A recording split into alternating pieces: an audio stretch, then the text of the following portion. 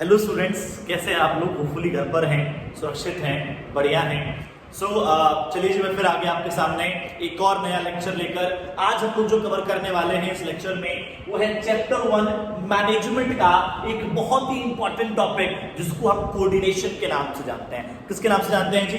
Coordination के नाम से। सर कोऑर्डिनेशन का डिक्शनरी मीनिंग क्या होता है? सर कोऑर्डिनेशन को हिंदी में क्या बोलते हैं? तो सर कोऑर्डिनेशन को हिंदी में तालमेल कहते हैं। क्या कहते हैं जी? तालमेल। होता है ना कि यार दो लोगों के बीच में तालमेल नहीं है, दो लोगों के बीच में कोऑर्डिनेशन नहीं है, तो ये वही कोऑर्डिनेशन है। लेकिन इसका सर टॉपिक जो है, ये टॉपिक मैनेजमेंट चैप्टर में भी काफी इंपॉर्टेंट है, क्योंकि बिजनेस के अंदर भी कोऑर्डिनेशन का एक बहुत बड़ा रोल होता है। किसी भी गोल को अचीव करने के लिए कोऑर्डिनेशन का बहुत बड़ा रोल है, ठीक है। और जैसे कि मैंने आपको बताया, बोर्ड के पॉइंट ऑफ व्यू से भी ये 6 मार्क्स का टॉपिक मोस्टली जो क्वेश्चन आता है इस टॉपिक से वो 6 मार्क्स या 5 मार्क्स में आता है, ठीक है। तो बड़े ध्यान से सुनिएगा और समझिएगा। चलिए, तो सर कोऑर्डिनेशन होता क्या है? देखिए जी, मैं डायरेक्ट टेक्निकल बातों पे आता हूं। तो sir coordination is a process. Sir coordination क्या होता है? सर कोऑर्डिनेशन एक प्रक्रिया होती है, एक बहुत बड़ी प्रक्रिया होती है, ठीक है भाई। तालमेल क्रिएट करना आसान काम नहीं है, एक दिन में तालमेल क्रिएट नहीं होता, इसके लिए आपको बहुत लंबा प्रोसेस फॉलो करना पड़ता है, ठीक है। सो कोऑर्डिनेशन क्या है? Sir coordination is the process, मतलब तालमेल क्या है जी? तालमेल एक पूरी प्रक्रिया है, ठीक है जी। सर किस चीज का प्रोसेस है? तो देखिए जी, किस चीज का प्रोसेस है? Sir coordination is the process of synchronisation. Sir ये सिंक्रोनाइजेशन क्या होता है? ये वर्ड कहीं ना कहीं सुना हुआ है आपने, सिंक।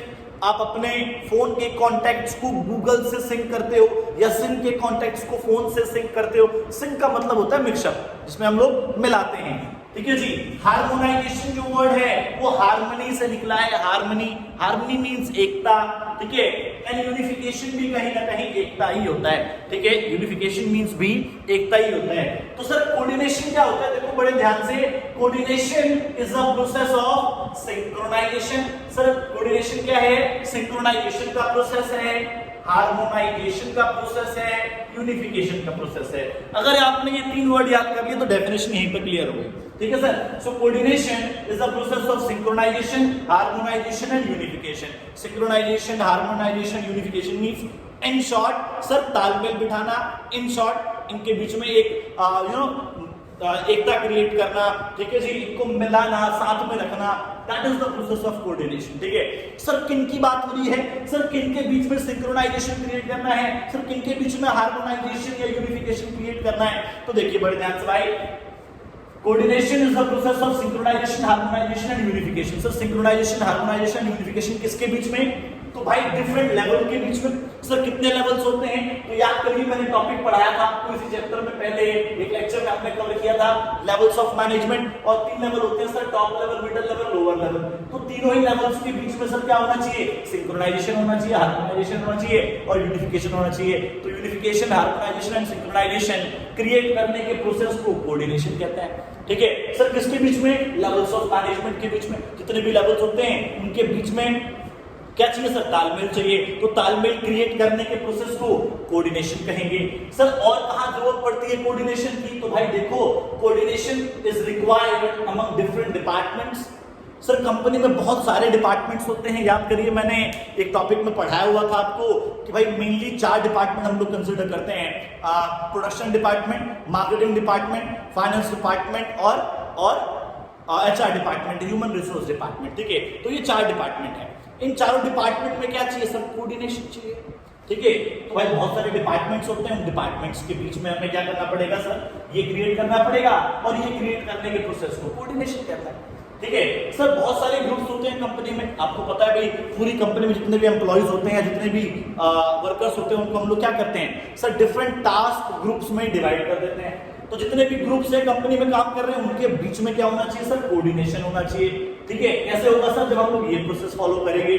चलिए, और लास्ट क्या बोला सर? Among various individuals. भाई कंपनी में बहुत सारे इंडिविजुअल्स काम कर रहे होते हैं, उन डिफरेंट इंडिविजुअल्स के बीच में क्या होना चाहिए सर? कोऑर्डिनेशन होना चाहिए, ठीक है। सो बेसिकली ये प्रॉपर डेफिनेशन कहीं ना निकल के आ रही है।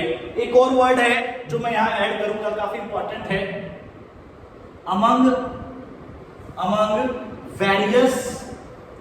among various functions। सर कितने फंक्शंस होते हैं? याद करो, बताया था मैंने, पोस्ट डीसी तो भाई मैनेजमेंट के बहुत सारे फंक्शंस होते हैं, बहुत सारे मतलब planning, organising, staffing, directing, controlling. अब इनके बीच में तो कोऑर्डिनेशन चाहिए भाई हमें। सर कोऑर्डिनेशन कैसे आएगा? ये प्रोसेस फॉलो कर। सर हम लोग ऐसा कर क्यों रहे हैं? देखिए एक बार मैं पूरा समराइज करूंगा अभी। पहले ये बताओ कि सर हम लोग ऐसा कर क्यों रहे हैं, क्या जरूरत है हमें सिंक्रोनाइजेशन, हार्मोनाइजेशन, यूनिफिकेशन क्रिएट करने की? सर क्या जरूरत है इन सब के बीच में कोऑर्डिनेशन क्रिएट करने की? ठीक है, तो भाई एक जरूरत है, वो जरूरत क्या है जी? To achieve common goals of the organization. To achieve common goals of the organization, जो भी कॉमन गोल्स होंगे कंपनी के, उसे अचीव करने के लिए हमें कोऑर्डिनेशन स्टैब्लिश करना पड़ता है। ठीक है, तो भाई ये प्रॉपर डेफिनेशन बन गई आपकी पहली। क्या बनी सर डेफिनेशन? देखिए मेरे साथ बड़े ध्यान से। Coordination is a process. Sir coordination क्या होता है? एक प्रोसेस होता है। ठीक है, so coordination is a process of synchronisation, harmonisation, unification among different levels or among different departments or among various groups or among various individuals or among various functions. ठीक है जी, why? To achieve the common goals of the organization, ताकि common goals को achieve किया जा सके। ठीक है जी, hopefully आपको समझ में आ गया।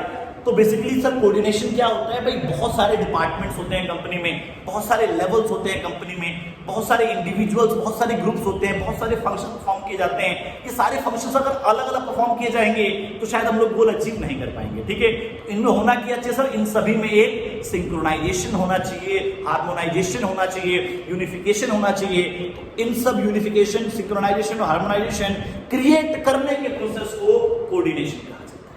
ठीक है, इन सभी के बीच में, इन सभी department level groups and individuals and functions के बीच में सिंक्रोनाइजेशन, हार्मोनाइजेशन, यूनिफिकेशन क्रिएट करने के प्रोसेस को कोऑर्डिनेशन कहते हैं। So coordination is the process of synchronisation, harmonisation, unification among various levels, departments, groups, individuals, functions to achieve the common goals of the organisation. ठीक है जी, clear है? समझ में आ गया? आगे बढ़ूं, चलिए जी। तो फिर आगे बढ़ते हैं जी। एक और डेफिनेशन जो कोऑर्डिनेशन की बहुत अच्छी बन सकती है, जो मेरे को बहुत अच्छी लगती है, वो क्या है sir? Coordination is a process. ठीक है जी, कोऑर्डिनेशन सर क्या है सर? कोऑर्डिनेशन एक प्रोसेस है, ठीक है, जिसमें हम लोग क्या करते हैं जी, ये हमने देख लिया। लेकिन कोऑर्डिनेशन को हमेशा प्रोसेस से डिनोट नहीं किया जाता। कभी कभी कोऑर्डिनेशन क्या है सर? एक ऐसी पावर है, कोऑर्डिनेशन क्या है सर? एक पावर है जो एक और एक को 11 बना सकती है। भाई अगर दो लोगों के बीच में कोऑर्डिनेशन है ना, दो लोगों के बीच में तालमेल हो, तो वो 11 के बराबर होते हैं। That is the point. Coordination is a power that makes 1 + 1 = 11 possible. ठीक है, coordination is a power that makes 1 + 1 = 11 possible, right? So ये दूसरी डेफिनेशन होगी। एक और डेफिनेशन लेके आए जी। तीसरी डेफिनेशन क्या है? भाई कभी कभी कोऑर्डिनेशन को हम लोग प्रोसेस कहते हैं, कभी कभी कोऑर्डिनेशन को पावर कहते हैं, लेकिन कभी कभी कोऑर्डिनेशन को एक धागे की तरह देखा जाता है, कोऑर्डिनेशन को एक थ्रेड की तरह देखा जाता है। सर कैसे? देखो सर, कोऑर्डिनेशन क्या है? Coordination is like a thread. Coordination is like a thread that binds all the functions of management. Sir कितने फंक्शंस होते हैं? 5 function: planning, organising, staffing, directing, controlling. इन 5 फंक्शन को एक माला की तरह बांध के रखने का काम उस धागे का होता है। वो धागा क्या है सर? यहाँ पर कोऑर्डिनेशन है। ठीक है, so coordination is like a thread that binds all the functions of management as a garland. ठीक है, दोबारा बोलता हूं, coordination is like a thread that binds all the functions of management as a garland. ठीक है जी, तो clear हुआ?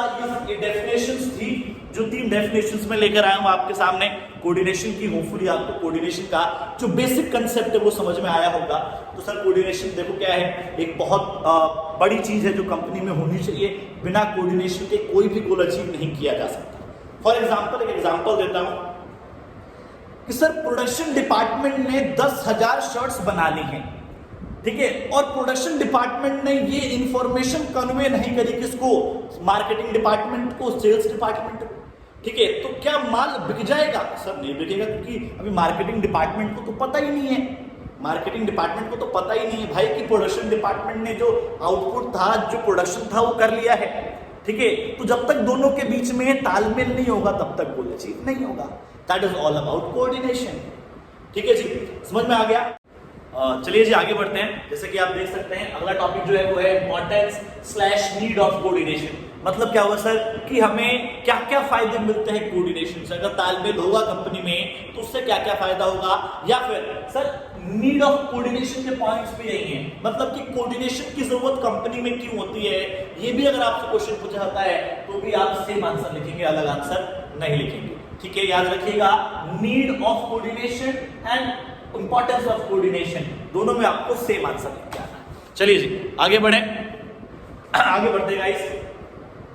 सो पहला तीन इंपॉर्टेंस है कोऑर्डिनेशन की, जिसमें से पहली है ग्रोथ इन साइज। क्या है जी? Growth in size. सर हमें कोऑर्डिनेशन की जरूरत क्यों पड़ती है, कोऑर्डिनेशन की जरूरत क्यों पड़ती है, इसमें से आप देख सकते हैं पहला पॉइंट है ग्रोथ इन साइज। इसको मैं पहले समझाना चाहूंगा, उसके बाद थोड़ा सा लिखूंगा यहां पर मैं। भाई ग्रोथ इन साइज का क्या मतलब? देखिए when there is one man show, when there is one man show, क्या मतलब हो सर इसका? जब कंपनी में वन मैन शो है, जब कंपनी में सिर्फ एक बंदा है, ठीक है जी, सिर्फ एक बंदा है, इससे ज्यादा बंदा नहीं है, तो जब एक बंदा है तो भाई जब वो काम करेगा, ठीक है, तो क्या उसको कोऑर्डिनेशन की जरूरत पड़ेगी? भाई जब मैं अकेले हूं तो मुझे किसके साथ कोऑर्डिनेशन मेंटेन करने की जरूरत है? किसी के साथ नहीं। So when there is one man show there is no need of coordination. ठीक है सर, जब कंपनी में वन मैन शो है तो वहां पर कोऑर्डिनेशन की जरूरत नहीं है। बट सर जब दो हो गए, तो जब दो लोग हो गए ए और बी, तो सर इन दोनों के बीच में तालमेल की जरूरत पड़ेगी। हाँ जी पड़ेगी सर। अकेला था, जब ये अकेला था तो कोई जरूरत नहीं थी, लेकिन जब अब दो हो गए तो इन दोनों के बीच में क्या चाहिए सर? तालमेल की जरूरत है। जब तीन होंगे तो सर तीनों के बीच में तालमेल चाहिए होगा। सर जब 30 होंगे तो कोऑर्डिनेशन और ज्यादा चाहिए होगा। सर जब 300 होंगे तो कोऑर्डिनेशन की नीड और ज्यादा बढ़ेगी। सर जब 3000 हो जाएंगे एम्प्लॉयज कंपनी में तो कोऑर्डिनेशन की जरूरत और ज्यादा बढ़ेगी। It means that the need of the coordination increases with growth in size. Sir जब कंपनी की ग्रोथ होती है तो कोऑर्डिनेशन की जरूरत भी साथ साथ बढ़ती रहती है। ठीक है, तो coordination is needed when the company grow in size. जब कंपनी की ग्रोथ होती है साइंस के अंदर, ठीक है, तो क्या होता है सर? कोऑर्डिनेशन की जरूरत आपकी बढ़ जाती है। ठीक है, तो क्लियर है? तो एक चीज याद रखिएगा, क्या शॉर्ट में लिखवा रहा हूं, शॉर्ट में देख लो क्या लिखना है। वन मैन शो होगा तो सर कोऑर्डिनेशन की जरूरत नहीं है। ठीक है, when number of employees increases the need of coordination also increases। ठीक है, so growth in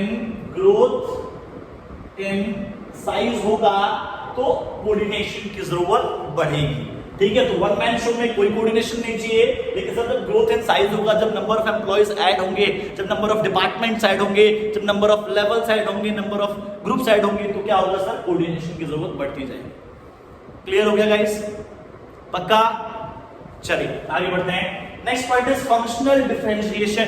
functional differentiation कहीं ना कहीं मिलता जुलता पॉइंट है इससे। सर सुनना बड़े ध्यान से, उसके बाद थोड़ा सा लिखवाऊंगा भी। When there is one function, when there is one function, sir कितने फंक्शन होते हैं कंपनी के अंदर?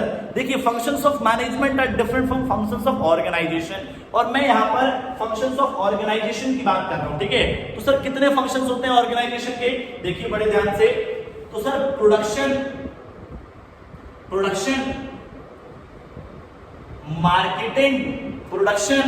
मार्केटिंग शायद दिख नहीं रहा, तो अपने मार्क को चेंज कर लेता हूं। सर कितने फंक्शंस होते हैं? 4 होते हैं सर। प्रोडक्शन, मार्केटिंग, फाइनेंस और एचआर। ठीक है, तो प्रोडक्शन, मार्केटिंग, फाइनेंस और एचआर, सर ये 4 फंक्शंस होते हैं मेनली कंपनी के अंदर। तो सुनना बड़े ध्यान से। Sir when there is only one function, sir जब कंपनी में सिर्फ एक ही फंक्शन है तो क्या कोऑर्डिनेशन की जरूरत है? तो शायद नहीं है सर। भाई जब एक ही फंक्शन है, जब सिर्फ कंपनी में प्रोडक्शन हो रही है, तो किसके साथ कोऑर्डिनेशन मेंटेन करना है? किसी भी दूसरे डिपार्टमेंट के साथ नहीं करना। ठीक है, किसी भी दूसरे डिफरेंट फंक्शंस के साथ नहीं करना। तो when there is only one function then there is no need of coordination, but when the functions increases, when there are functional differentiation, sir जब वहां पर functional differentiation होगा, जब वहां पर एक से ज्यादा functions होंगे, तो सर जब 2 हो गए तो दोनों के बीच में तालमेल मेंटेन करना पड़ेगा, दोनों के बीच में कोऑर्डिनेशन मेंटेन करना पड़ेगा। सर जब 3 फंक्शन हो गए तो तीनों के बीच में कोऑर्डिनेशन की जरूरत पड़ेगी। सर जब 4 हो जाएंगे तो चारों के बीच में कोऑर्डिनेशन की जरूरत पड़ेगी। ठीक है। सो फंक्शनल डिफरेंशिएशन की वजह से भी हमें कोऑर्डिनेशन की जरूरत होती है, ठीक है। When there is functional similarity there is no need of coordination, but when there is functional differentiation there is a need of coordination. Clear है गाइस? होपफुली समझ में आ गया। चलिए आगे बढ़ते हैं। Next is specialisation. ये पॉइंट काफी अच्छा पॉइंट है, ठीक है। सुनिएगा बड़े ध्यान से।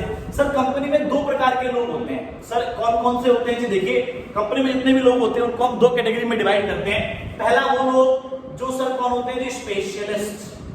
कौन होते हैं जी? स्पेशलिस्ट, ठीक है। और सर दूसरे कौन?